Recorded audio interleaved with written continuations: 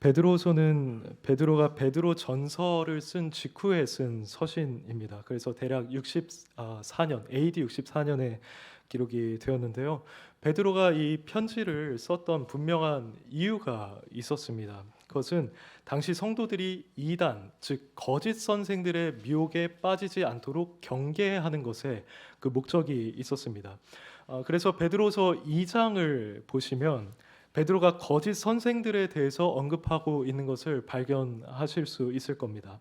2장 1절부터 그는 이렇게 말합니다. 그러나 백성 가운데 또한 거짓 선지자들이 일어났나니 이와 같이 너희 중에도 거짓 선생들이 있으리라고 하였습니다. 그러면서 베드로는 이들의 특징에 대해서 말을 하기 시작하는데, 베드로에 따르면 이들은 그리스도를 부인하고 임박한 멸망을 스스로 취하는 그러한 자들이었습니다. 그리고 호색을 따르고 방탕한 삶을 살아가던 자들이었고요. 또 베드로가 전한 복음의 진실성도 다 부인하는 자들이었습니다. 그래서 베드로는 이런 거짓 선생들에 대해서 성도들이 경계하고 또 대비하게 하고자 이 베드로후서라는 서신을 썼던 것입니다. 이처럼 당시 성도들에게 영적으로 해악을 미쳤던 거짓 선생들의 중요한 특징이 또 한 가지 있었는데요. 그것은 바로 그들이 예수 그리스도의 재림에 대해서 거부하고 있는 자들이었다는 것입니다. 오늘날 예수님이 이미 재림했다라고 하는 이단들은 많이 있습니다. 반면에 재림이 없다라고 하는 이단은 사실 드물죠. 급진적인 자유주의자들 중에 일부만이 아마 그런 주장을 할 것입니다. 근데 베드로가 이 편지를 쓸 당시에 존재했던 거짓 선생들은 예수가 이미 재림했다가 아니라 예수는 재림하지 않을 것이다라는 것을 주장했다는 겁니다. 이것은 본문의 3장 3, 4절을 보시면 알 수 있습니다. 3절을 보시면 베드로는 말세에 조롱하는 자들이 와서라고 하죠.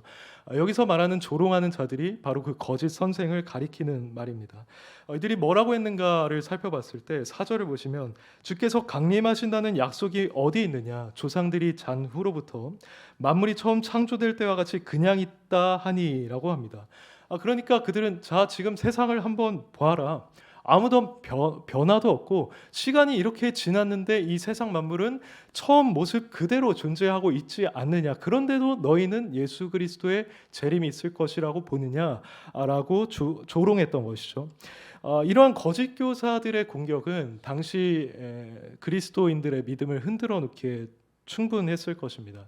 그리고 어쩌면 신앙적으로 연약한 성도들은 실제로 이들의 주장에 넘어가서 예수님의 재림에 대하여 크게 회의를 품는 지경에까지 이르렀을 수도 있습니다.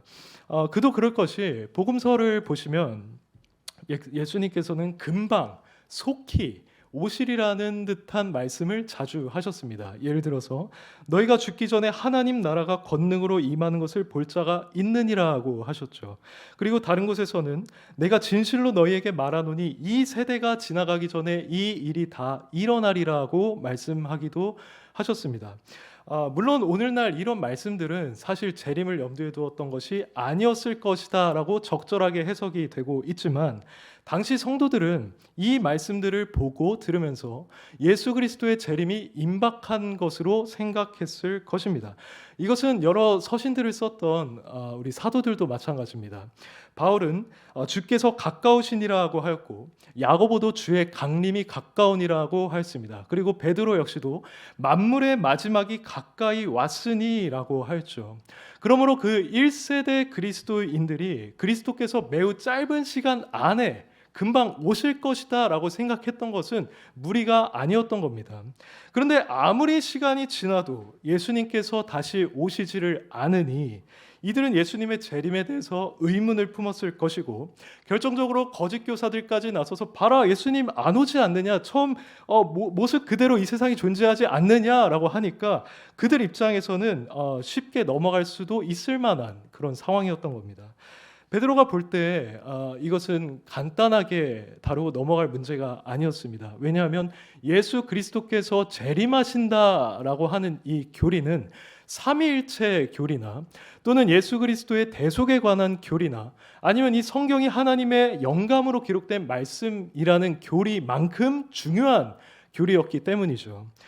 그래서 베드로는 오늘 본문에서 재림의 확실성에 대하여 다루고 있는 것인데, 이 재림에 대한 주제는 사실 오늘날 살아가고 있는 우리도 한번 생각해 볼 필요가 있는 주제입니다.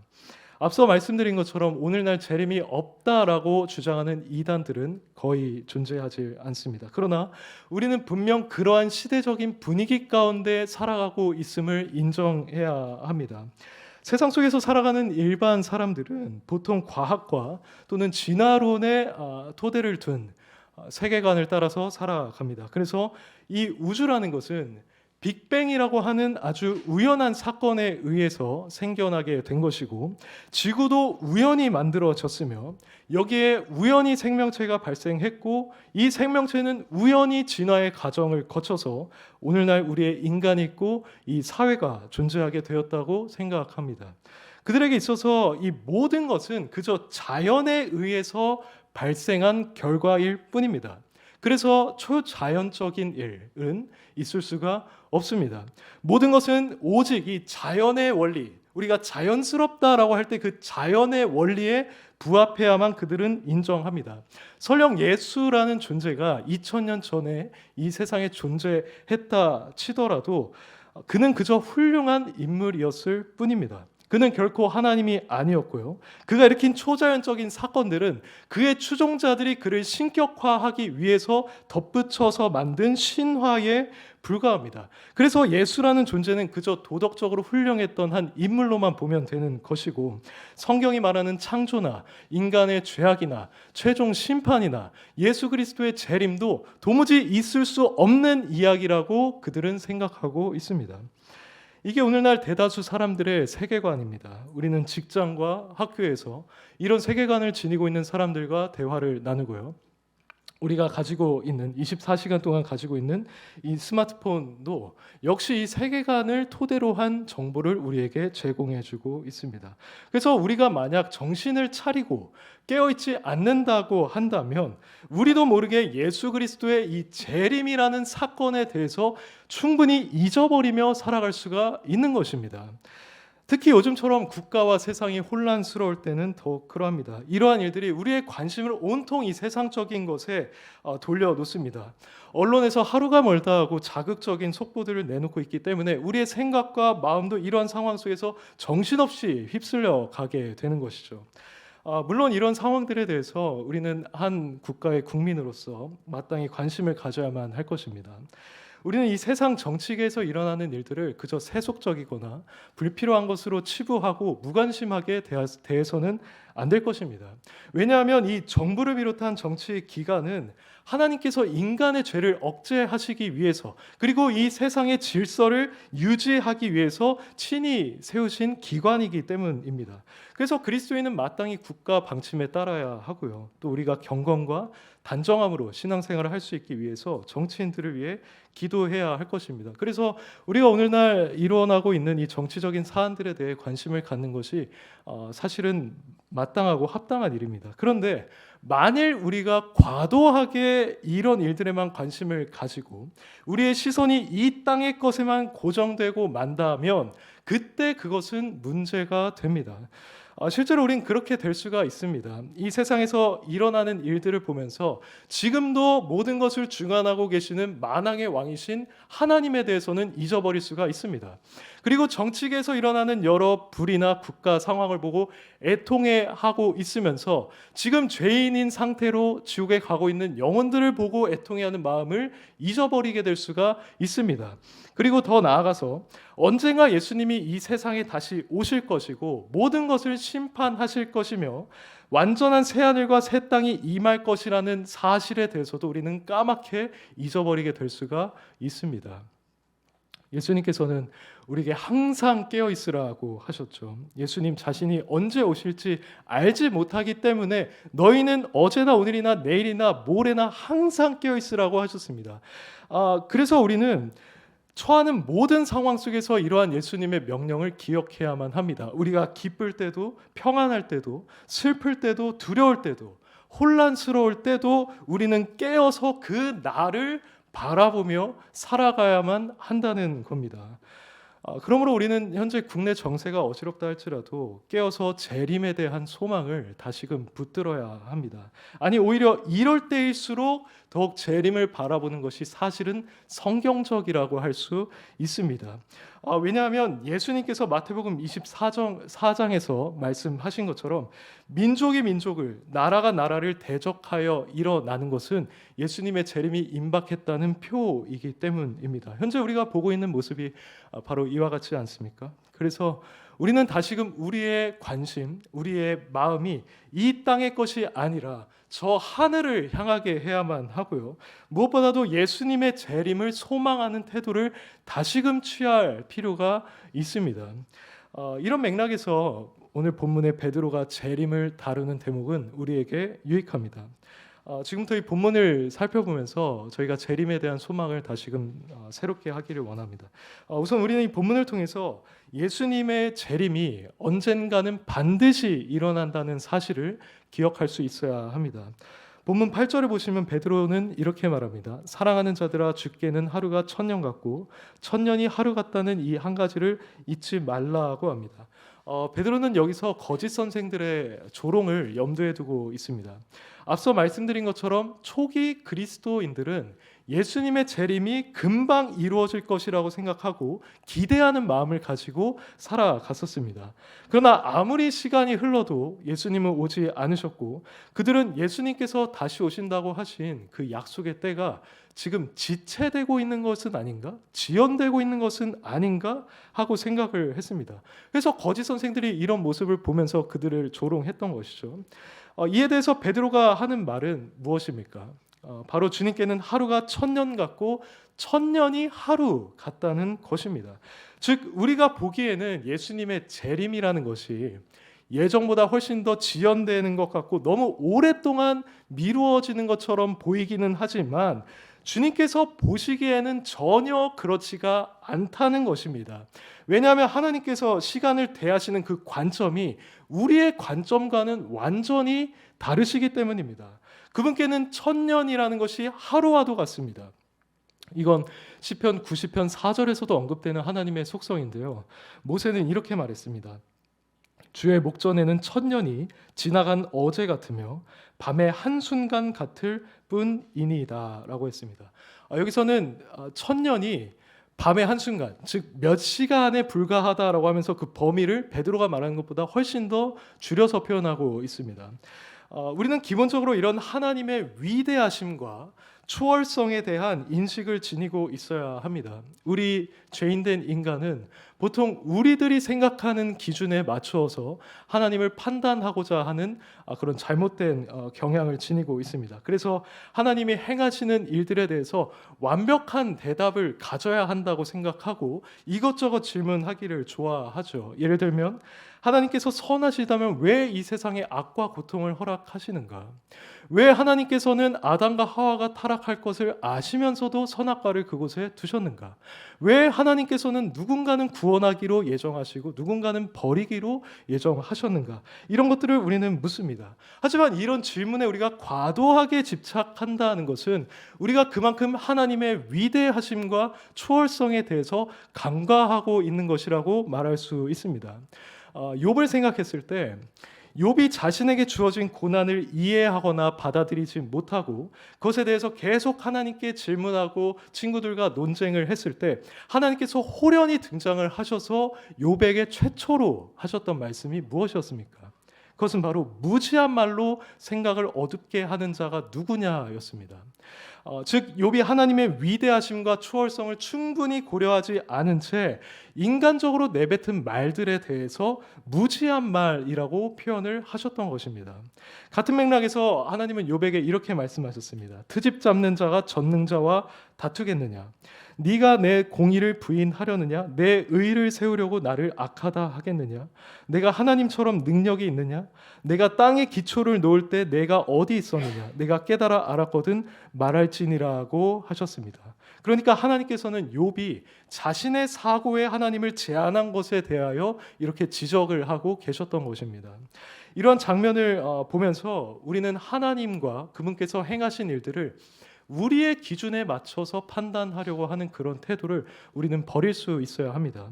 이사야 55장 9절 말씀처럼 하늘이 땅보다 높음 같이 하나님의 길은 우리의 길보다 높고요.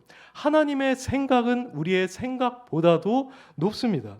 땅을 기어다니는 개미가 인간의 속성과 인간이 행하는 일들을 이해할 수가 없듯이 우리가 하나님에 대해서 온전히 이해하기란 불가능한 것이고, 그런 하나님에 대해서 우리가 함부로 판단해서는 안 되는 것입니다. 우리는 예수님의 재림이 당장 일어나지 않는 것도 바로 이러한 맥락에서 바라볼 수 있어야 합니다. 베드로가 말한 것처럼 우리가 보기에 그것은 분명 지연되는 것처럼 보이는 것이 사실입니다. 하지만 하나님 입장에서는 이것이 지연되는 것이 아닙니다. 설령 우리가 예상한 것보다 1000년이 지났다고 하여도 하나님 입장에서는 그것이 아주 잠깐 지나간 시간일 뿐입니다. 하나님은 영원하신 분입니다. 그분은 영원 전부터 영원까지 존재하시고 우리가 생각하는 시간을 초월하는 분이셔서 결코 이 시간이라는 것에 얽매이는 분이 아니십니다. 예수님의 재림은 하나님의 경륜을 따라서 하나님께서 뜻하신 때에 확실하게 일어날 것입니다. 그래서 우리는 이 사실을 기억하고 예수님의 재림이 지연되고 있다고 생각하지 않아야만 할 것입니다. 이와 동시에 우리는 이렇게 지연되는 것처럼 보이는 시기에 대한 하나님의 뜻도 발견할 수 있어야 합니다. 이것은 9절에 나와 있는데요. 이렇게 말합니다. 주의 약속은 어떤 이들이 더디다고 생각하는 것 같이 더딘 것이 아니라 오직 주께서는 너희를 대하여 오래 참으사 아무도 멸망하지 아니하고 다 회개하기에 이르기를 원하시느니라고 하였습니다. 여기서 베드로는 예수님의 재림이 지연되는 것처럼 보이는 이유에 대해서 다루고 있습니다. 베드로에 따르면 그것은 예수님의 약속이 거짓이거나 특정한 이유로 지연되고 있기 때문이 아닙니다. 또는 그분이 약속에 대해서 신실하지 못하시거나 아니면 그분이 이 재림을 이루실 수 있는 능력이 없기 때문도 아닙니다. 그보다는 죄인들이 회개하고 돌이켜서 구원을 받을 수 있는 그 시간을 주시기 위함인 것입니다. 여기서 하나님은 아무도 멸망하지 않고 모두가 회개하게 이르기를 원하신다고 하는데 이 말이 여러분들 중 몇 분에게 헷갈리게 할 수도 있을 것 같습니다. 왜냐하면 우리는 창세 전부터 이미 구원받을 자가 예정되었다는 사실을 믿고 있기 때문입니다. 그러나 우리는 하나님께서 그 누구도 멸망하지 않기를 원하시고 그와 동시에 하나님께서 창세 전에서 택한 자들만이 구원을 받는다는 이 두 가지 사실을 다 인정할 수 있어야만 합니다. 이것은 일종의 신비입니다. 우리의 유한한 지성으로는 이 두 가지 가르침을 조화시킬 수가 없는 것이고, 그래서 우리는 이 둘을 계속해서 고수해야만 합니다. 그래서 칼빈은 이렇게 표현했습니다. 하나님은 모든 사람에게 똑같이 손을 펼치시지만 창세 전에 선택하신 이들만을 자신에게로 이끄시는 방식으로 붙잡으신다라고 하였습니다.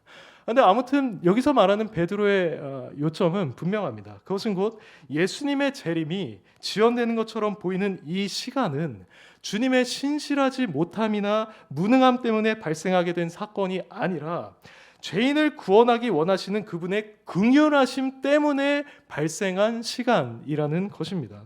다시 말해서 이 시간에는 하나님의 선하신 성품에 근거한 분명한 목적이 있다는 것이죠.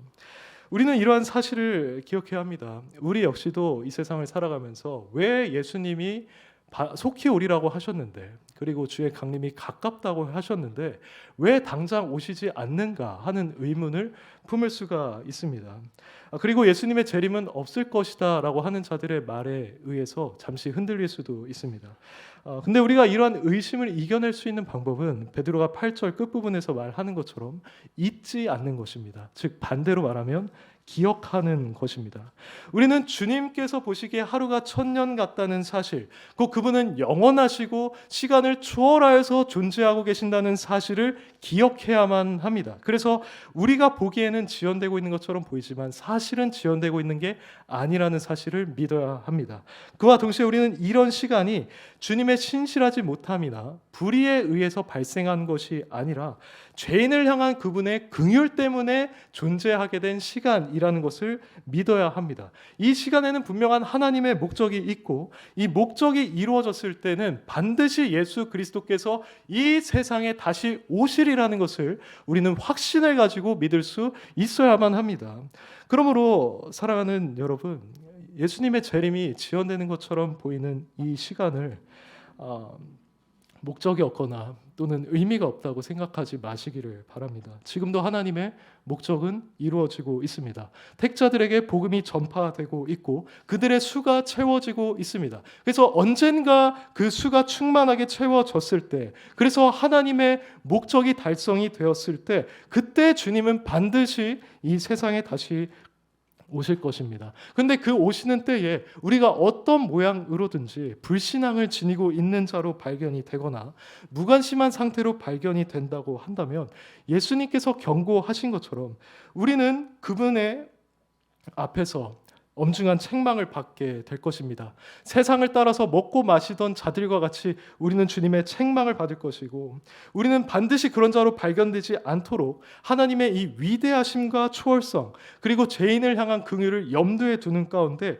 재림의 소망을 굳게 붙들고 살아가야만 합니다. 이어서 10절을 보시면 베드로는 재림이 어떻게 임할 것이며 또 그때 무슨 일이 일어날지를 말해주고 있습니다. 우선 그는 주의 날이 도둑같이 오리니라고 합니다. 여기서 주의 날이 도둑같이 온다는 것은 예상하지 않은 때에 아주 갑작스럽게 예고도 없이 온다는 것입니다. 이것은 예수님께서 미리 말씀하셨던 바입니다. 마태복음 24장을 보시면 만일 집주인이 도둑이 어느 시각에 올 줄 알았더라면 깨어 있었을 것이라고 하시면서 생각지도 않은 때 주님이 오실 것이라는 점을 분명히 말씀하셨습니다. 그리고 바울도 데살로니가전서 5장 2절에서 주의 날이 밤에 도둑같이 이룰 줄을 너희가 자세히 알고 있다고 하였습니다. 이처럼 성경은 예수님의 재림이 그 누구도 예상하지 못한 때에 아주 갑작스럽게 임한다는 것을 반복해서 증언하고 있습니다.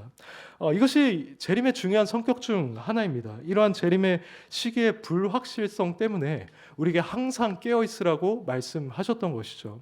그런데 이렇게 주님의 날이 도둑같이 임하는 그 날에 무슨 일이 일어날 것이라고 베드로는 말하고 있습니까?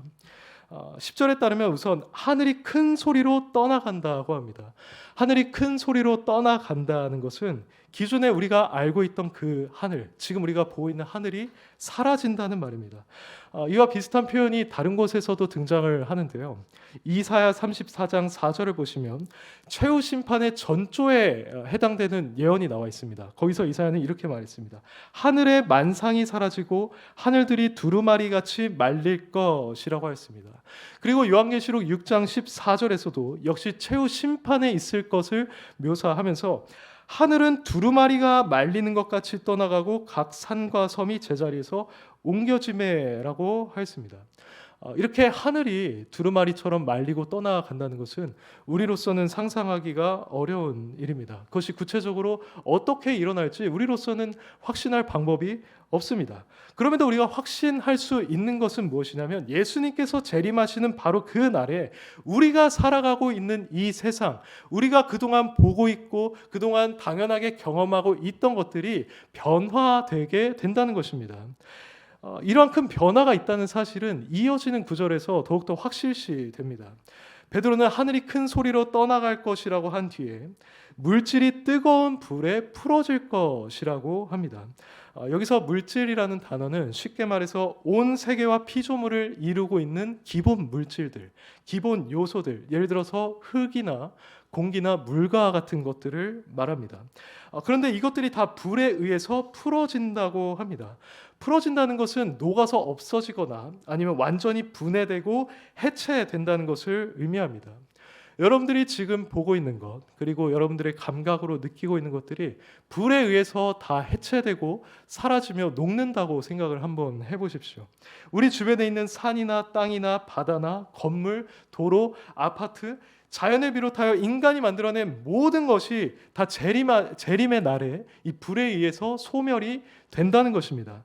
그 광경은 마치 소돔과 고모라의 불과 유황이 비같이 내려서 온 도시가 재로 변하게 된 것과도 같을 것입니다. 이것은 우리가 상상하기 어려운 일입니다. 하지만 성경이 이 일이 일어날 것이라고 말하고 있기 때문에 우리는 믿음으로 이것을 받아들여야만 합니다. 그리고 이 세상에 있는 것들이 언젠가 이렇게 불타게 될 것을 기억하면서 세상 것들을 과도하게 사모하거나 집착해서는 안 되겠죠. 그런데 예수님께서 재림하시는 때의 특징은 이렇게 우주적으로 대격변이 일어나는 것이 다가 아닙니다. 아주 중요한 특징이 나오고 있는데요.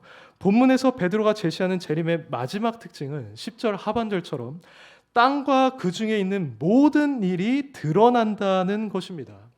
여기서 모든 일이 드러난다는 것은 이 땅에서 인간이 행한 모든 일들이 하나님의 법정 앞에 낱낱이 드러나게 된다는 것입니다.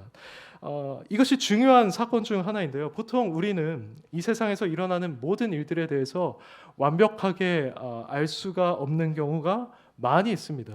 세상에서는 아주 다양한 사건이 현재 일어나고 있죠. 근데 공신력이 있고 또 확실한 것을 제외하고 우리 일반인 입장에서는 그 사건의 내막과 정황을 판단하기란 쉽지가 않습니다. 그리고 우리 주변에 있는 누군가 어떤 행위를 했을 때 이 사람이 이 행위를 한 동기와 마음이 무엇이었는지를 분별하기도 어렵고요.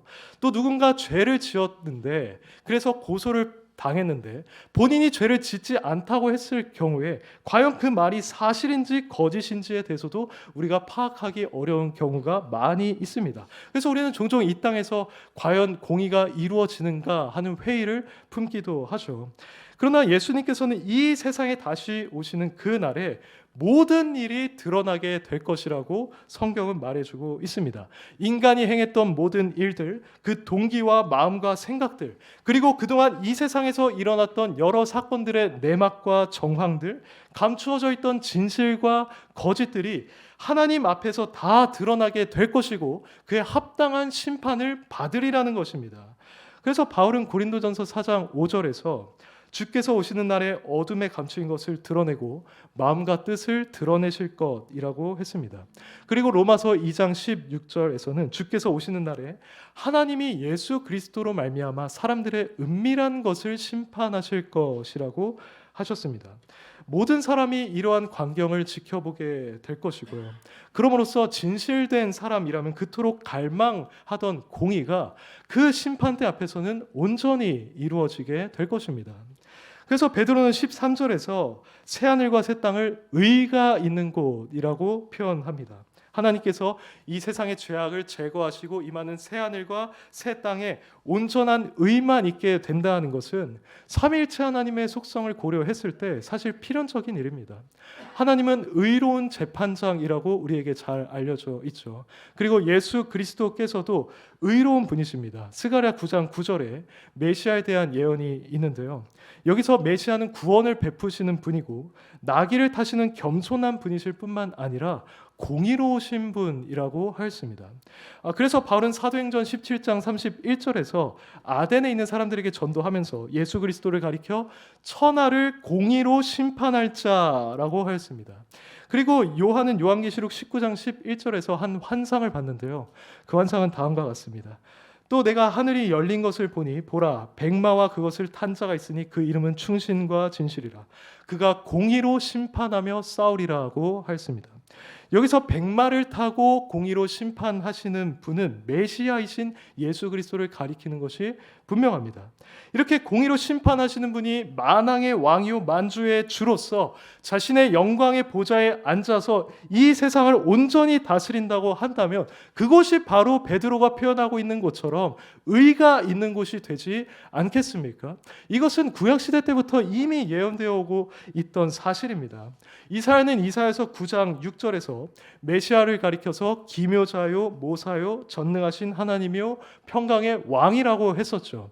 그리고 이어서 하는 말이 다음과 같습니다. 그 정사와 평강의 더함이 무궁하며 또 다윗의 왕좌와 그의 나라에 군림하여 그 나라를 굳게 세우고 지금 이후로 영원히 정의와 공의로 그것을 보존하실 것이라고 하였습니다.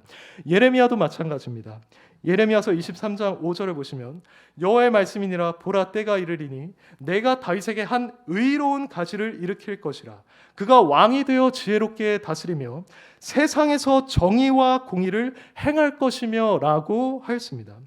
여기서도 하나님께서 다윗에게서 일으키신 한 의로운 가지는 예수님을 의미하는 것이 분명합니다. 그분은 이미 여기서부터 의로운 가지로서 일컬음을 받고 계시고 그분이 왕이 돼서 지혜롭게 다스리시며 정의와 공의를 행할 것이라고 합니다. 즉 장차 그분이 다스리는 나라에서는 우리가 그토록 갈망하는 공의가 완전히 실현이 된다는 것입니다.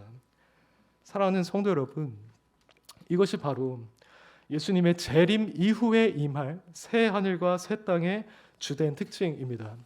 우리가 이 세상에서 공의가 실현되기를 바라고 있지만 이 세상에 들어온 죄로 인해서 그리고 공중의 권세 잡고 있는 마귀에 의해서 그것을 기대하기가 어렵게 되었습니다. 물론 감사하게도 하나님께서 이 땅에 일반 은총을 허락하여 주셔서 다방면에서 공의가 실현되고 있는 것도 맞습니다. 우린 이런 가능성을 염두에 둬야 합니다. 그래서 이런 가능성을 염두에 두고 이 세상에서의 정의 구현을 위해서 우리가 할 수 있는 최선을 다해 노력하고 기도하는 것이 마땅할 것입니다. 하지만 우리는 그와 동시에 이 세상에서 공의가 온전히 이루어지기에는 한계가 있다는 사실도 인정해야 합니다. 그리고 그것은 궁극적으로 새 하늘과 새 땅에서 이루어질 것임을 인정해야 합니다. 지금 여러 가지 일들이 우리에게 감추어져 있지만 그날에는 모든 은밀한 일이 전지전능하신 하나님 앞에서 다 드러나게 될 것입니다. 예수 그리스도께서 천하로 공의를 심판하실 것이고요. 어둠에 감추인 것을 드러내고 각 사람의 마음과 뜻을 나타내실 것입니다. 그분의 영원한 나라는 다름 아닌 정의와 공의로 보존이 될 것이고 그곳에 거하는 백성들은 그 의로 말미암은 평안과 기쁨과 안전을 누리게 될 것입니다. 이것이 바로 장차 임할 새하늘과 새 땅의 중요한 특징입니다. 우리가 새하늘과 새 땅을 생각했을 때 그것을 영생의 기쁨을 누리는 곳으로 생각하기 쉽습니다. 그리고 질병과 죽음이 없고 눈물과 슬픔과 고통이 사라지고 또 사자가 풀을 먹고 이리와 양이 함께 사는 평화로운 곳이라고도 우리는 쉽게 생각합니다. 이것은 물론 옳습니다. 하지만 그와 동시에 우리는 그곳이 완전한 공의가 실현이 되고 공의로 세워지는 곳이라는 사실 또한 반드시 기억해야만 한다는 것입니다. 그렇다면 이러한 새 하늘과 새 땅을 이어받을 우리는 이 불완전한 세상 속에서 어떻게 살아가야 하겠습니까? 11절에서 베드로는 정확하게 이걸 물어보고 있습니다. 이 모든 것이 이렇게 풀어지리니 너희가 어떠한 사람이 되어야 마땅하냐라고 합니다. 베드로가 여기서 제시하고 있는 것처럼 교리라는 것은 단순히 우리 머리에만 머물러 있어서는 안 되고 우리의 행동과 삶으로 이어져야만 합니다. 특별히 이 종말론과 관련된 것은 더욱 그렇습니다. 성경에 등장하는 종말론은 항상 성도가 어떻게 행할 것인지를 자극하는 대목에서 등장을 하고 있습니다. 우리는 오늘 예수 그리스도의 재림에 대해서 나눴습니다. 그날에 일어날 일들에 대해서 또 공의가 이루어질 새하늘과 새 땅에 대해서 살펴보았습니다.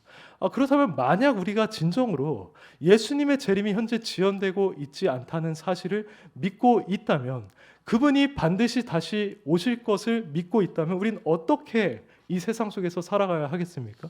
그리고 만약 새 하늘과 새 땅에는 온전한 공의가 이루어질 것임을 우리가 믿고 있는 자라고 한다면 우리는 이 현실 속에서 어떻게 행동해야만 하겠습니까? 베드로가 오늘 본문에서 이에 대한 답을 제시하고 있습니다. 11절 말씀처럼 우리는 거룩한 행실과 경건함으로 살아가야 합니다. 성도님들께서 아시다시피 거룩한 행실과 경건함이라는 것은 그리스도인으로서 하나님을 경외하는 가운데 이 세상과 구별되어서 도덕적으로 올바른 삶을 살아간다는 것입니다.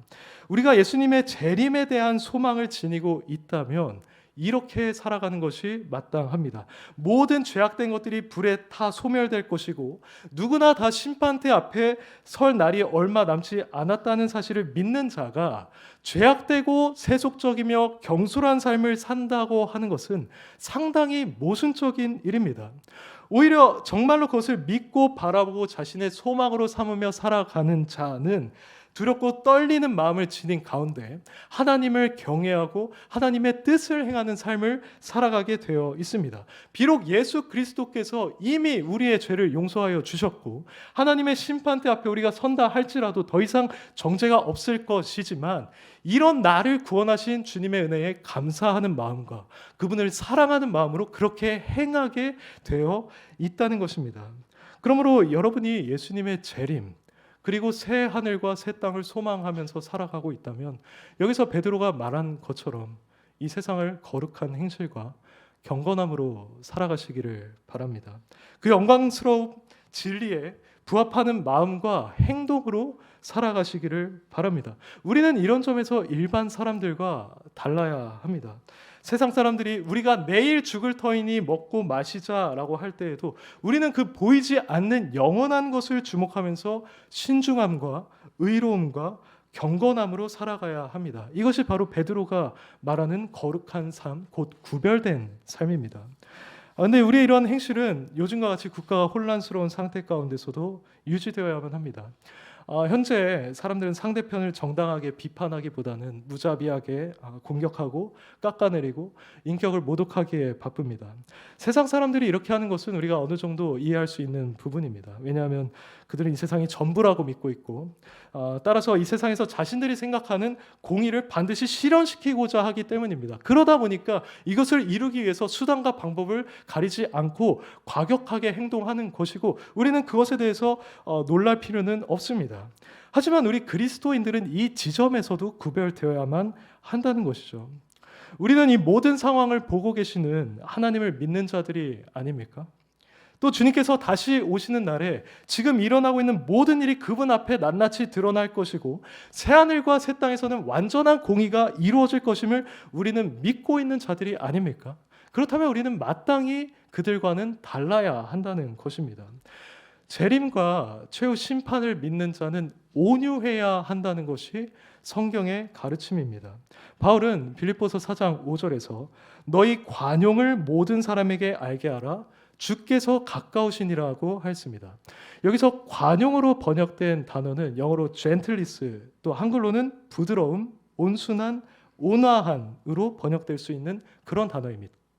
그러므로 바울은 여기서 주님의 재림을 고대하는 자는 마땅히 온유해야 하고 또 부드러워야 한다는 점을 말하고 있는 것입니다. 그렇다면 왜 재림을 고대하고 새하늘과 새 땅을 소망하는 자는 온유해야 하는 것입니까? 그 이유는 주님께서 재림하시면 모든 일을 정의롭게 처리하실 것이고 잘못된 모든 것을 바로잡을 것이라는 믿음을 갖고 있기 때문입니다. 그래서 바울은 같은 맥락에서 사랑하는 자들아 너희가 친히 원수를 갚지 말고 하나님의 진노하심에 그것을 맡기라고 했던 것입니다. 이렇게 하나님께 모든 것을 맡기는 자는 실제로 온유해질 수 있습니다. 온화해질 수 있고요. 아무리 사람들이 뭐라고 할지라도 부드러운 태도를 유지할 수가 있습니다. 그러므로 주님께서 다시 오시는 날에 이 공의가 온전히 이루어질 것을 소망하면서 이 시국을 온화함과 부드러움 가운데 살아가실 수 있기를 바랍니다. 우리가 이 세상에서의 정의 구현을 위해서 확실하게 주장해야 할 것이 있다면 마땅히 주장해야만 할 것입니다. 또 때로는 정당하게 비판하고 상대방이 오해하고 있는 것에 대해서 반론해야 할 때도 있을 것입니다. 그러나 이 모든 것을 우리는 재림에 대한 소망과 온유함 가운데서 행해야만 한다는 것입니다. 이것이 바로 현 시점에서 우리가 견지해야만 하는 거룩한 모습, 곧 구별된 모습입니다. 그리고 무엇보다도 12절, 13절에서 말하는 것처럼 그 날이 임하기를 바라보고 간절히 사모하시기를 바랍니다. 우리가 이 땅의 것을 바라보고 사모해서는 안 됩니다. 우리가 이 땅의 것에 우리의 소망을 두어서는 안 되고 특정 인물에게 우리의 소망을 두어서도 안 됩니다. 우리는 오직 만왕의 왕이요 만주의 주이신 또 장차 영광스러운 보좌에 앉아서 새하늘과 새 땅을 다스리실 그 예수 그리스도에게만 소망을 두어야 합니다. 이 세상의 것들은 결코 우리를 만족시킬 수 없을 것입니다. 우리가 그것에 대해서 기대하는 만큼 실망하게 될 것이고 좌절하게 될 것입니다. 그러나 예수 그리스도께 소망을 둔 자, 곧 새 하늘과 새 땅을 바라보면서 그날을 간절히 사모하면서 살아가는 자는 결코 그러한 실망을 겪지 않을 겁니다. 그분은 우리를 실망시키지 않을 것이고 의에 줄이고 목마른 우리를 배부르게 하시며 만족해 하실 것입니다. 그러므로 장차 만왕의 왕으로서 이 땅을 다스리실 예수 그리스도를 여러분들의 흔들리지 않는 반석으로 모시기를 바랍니다. 새 하늘과 새 땅이라는 소망 위에 여러분들의 삶을 견고히 세우시기 바랍니다. 그렇게 할 때 우리는 이 세상에서 어떤 일이 일어난다고 할지라도 결코 요동하지 않을 것입니다. 부디 이 자리에 있는 우리 모두가 어떤 상황 속에서도 이 믿음 가운데서 거룩한 모습을 나타냄으로써 예수 그리스도의 빛을 찬란하게 드러내고 또 하나님께 영광이 되는 성도들이 되기를 간절히 소망합니다.